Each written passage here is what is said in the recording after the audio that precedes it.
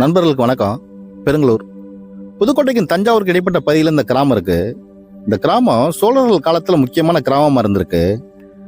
நீங்க பார்க்குற அந்த ஊரணி முத்தூரணி இந்த கிராமத்தோட வரலாற்று அடையாளம். அந்த கால மக்களுக்கு நீர் ஆதாரமா இருந்திருக்கு. அது மட்டும் இல்லாம இந்த கிராமத்துல ஆலயங்கள் நிறைய இருக்கிறதுனால தீர்த்த குளமாகவும் பயன்பாட்டில் இருந்திருக்கு.